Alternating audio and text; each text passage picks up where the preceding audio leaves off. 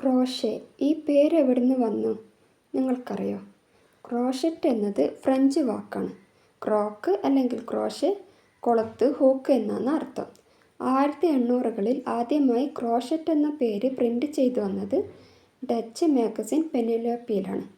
16-ാം നൂറ്റാണ്ടിൽ അറേബ്യ, തുർക്കി, ചൈന ഭാഗത്ത് തുണിയിൽ കൊളുത്ത് പോലെ സൂചി ഉപയോഗിച്ച് ചെയിൻ തുന്നലുണ്ടായിരുന്നു. അതിനെ ടെമ്പർ എന്ന് വിളിച്ചു. ഫ്രഞ്ചുകാർ അത് യൂറോപ്പിലെത്തിച്ചപ്പോൾ തുണിയില്ലാതെ നൂലും കൊളുത്തും മാത്രം വെച്ച് ചെയ്യാൻ തുടങ്ങി. അതാണ് നമ്മുടെ ഇന്നത്തെ ക്രോഷെ. ഇപ്പോൾ അത് കുട്ടികളും യുവാക്കളും വീട്ടമ്മമാരെല്ലാം ചെയ്യാൻ തുടങ്ങി. ചില ആൾക്കാർ ഒരു ഫാഷനായിട്ട് ചെയ്യാൻ തുടങ്ങി, ചില ആൾക്കാർ ബിസിനസ് ചെയ്യാൻ തുടങ്ങി.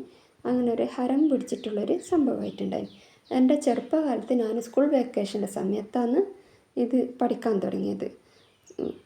ടൈലറിങ് ക്ലാസ്സിന് പോയിട്ടുണ്ടായിരുന്നു. അവിടുന്ന് സ്റ്റിച്ചിങ്ങും കട്ടിങ്ങും പഠിക്കുന്നതിന് പകരം അതിന് ഇത് ഉപയോഗിച്ചത് ഇതാണ്.